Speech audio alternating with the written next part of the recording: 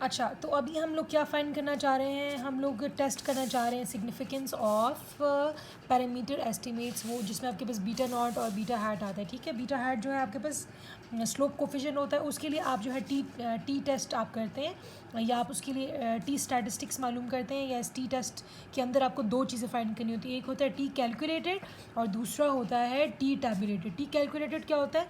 It is simply the ratio of beta hat जो आप लोगों ने फाइंड किया है फार्मूले से, divide by standard error of beta hat. ये standard error of beta hat का फॉर्मूला जो कि मैं पिछली वीडियो में आपको बता भी चुकी हूँ, एक्सप्लेन कर चुकी हूँ। ये दोनों आपने रेशो ले लेना है, उसकी जो वैल्यू आएगी that would be called as T calculated, क्योंकि हमने कैलकुलेट किया है।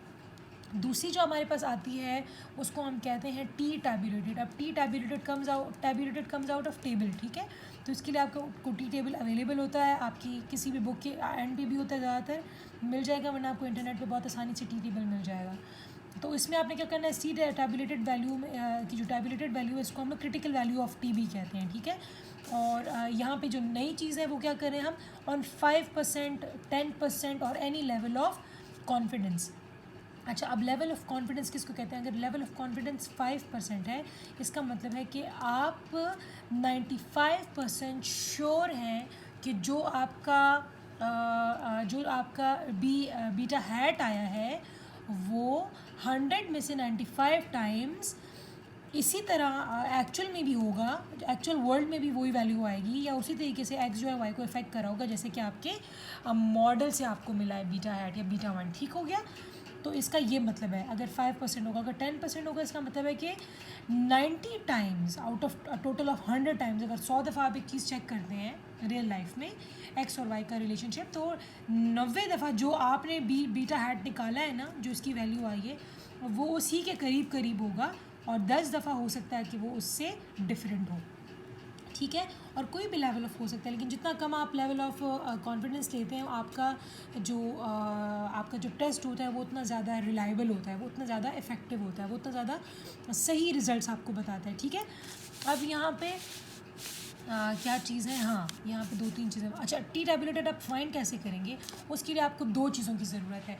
एक आपको ज़रूरत है डिग्री ऑफ फ्रीडम की, और दूसरी आपको ज़रूरत है लेवल ऑफ कॉन्फिडेंस की। लेवल ऑफ कॉन्फिडेंस आपने जितना भी ले लिया, 5% ले लिया, 10% ले लिया। अगर 5% है तो वो 0.05 हो जाएगा, और अगर 10% है तो 0.1 हो जाएगा। ठीक हो गया? अगर 5 है तो 0.05, और अगर इसी तरह 20 है तो आपके पास 0.2 हो जाएगा, अगर 30 है तो 0.3 हो जाएगा। आपको पता है ना इस परसेंटेज को आप जब कन्वर्ट करते हैं नंबर में, तो डेसिमल में आपको एक ये चाहिए, दूसरा आपको चाहिए degree of freedom. Degree of freedom क्या होता है? Degree of freedom is simply number of observations minus number of estimates जो आपने फाइंड किए हैं। एस्टिमेट्स कितने थे आपके पास? 2 थे पैरामीटर एस्टिमेट्स, एक था बीटा नॉट और एक था बीटा 1। तो एन कितना था आपके पास? ऑब्जर्वेशंस थी, जितनी भी ऑब्जर्वेशन है 10 हैं, 12 हैं, जितनी भी है। फॉर एग्जाम्पल हमारे पास 10 है, तो 10 में से आपने 2 को माइनस कर देना, तो आपके पास डिग्री ऑफ फ्रीडम आ जाएगा। ठीक है, इन दोनों चीज़ों की यूज़ से आप टी टेबल में से आप टी टैबुलेटेड की वैल्यू निकाल लेंगे। अब आपको मैं यहाँ पे टेबल का बता देती हूँ। हाँ, टेबल में जो है आपके पास एक होंगी रोज़ और एक होंगे आपके पास कॉलम्स। ठीक है, मैं आपके वीडियो के एंड में मैं आपको उसकी एक पिक्चर भी अटैच कर दूँगी टी टेबल की, ताकि आपको समझ आ जाए। तो अगर आपने 5% ऑफ सिग्निफिकेंस लेवल पे आप देखना चाह रहे हैं, ठीक है, कि टी टैबुलेटेड क्या है, तो इस तरह ये जो आपके पास हॉरिजॉन्टली आपके पास जो रो मौजूद है, इसमें आप 5% को ढूंढेंगे, विच इज़ 0.05 को पकड़ लिया। फिर आपने जो वर्टिकली है आपके पास जो नंबर ऑफ़ कॉलम्स हैं, ये नंबर ऑफ़ कॉलम्स ये हैं और ये नंबर ऑफ़ रोज़ हैं। तो डिग्री ऑफ फ्रीडम को आपने नंबर ऑफ़ रोज़ में देखना है। तो 8, अगर आपके पास डिग्री ऑफ फ्रीडम 8 है तो 8 नंबर पे जाके आप रुक जाएंगे। 8 यहाँ से ले लिया, 5 यहाँ से ले लिया, ये दोनों जहाँ पे कंबाइन होते हैं तो वो आपको टी टैबुलेटेड की वैल्यू मिल जाएगी। ठीक है, अब बात आ जाती है कि टी टैबुलेटेड आपके पास आ गया, आपके पास टी कैलकुलेटेड भी आ गया है। तो अब आप इसको कैसे सॉल्व करेंगे? बहुत आसान है, आप सिंपल देखेंगे। अगर तो आपका जो टी कैलकुलेटेड जो है वो आपके टी टैबुलेटेड से बड़ा होगा, तो यू विल रिजेक्ट H0। सही है, टी कैलकुलेटेड जो आपने कैलकुलेट किया था beta hat divided by standard error of beta hat, और टी टैबुलेटेड जो आपने टेबल से फाइंड किया है, इन दोनों को आप कंपेयर करेंगे। अगर टी कैलकुलेटेड बड़ा होता है टी टैबुलेटेड से तो आप एच नॉट को रिजेक्ट कर देंगे।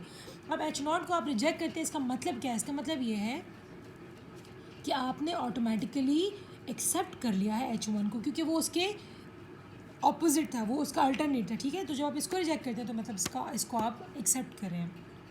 जब आप इसको रिजेक्ट करते हैं एच नॉट, आपके पास जो था नल हाइपोथेसिस, वो क्या था कि beta hat is actually zero, मतलब कि सिग्निफिकेंट नहीं है।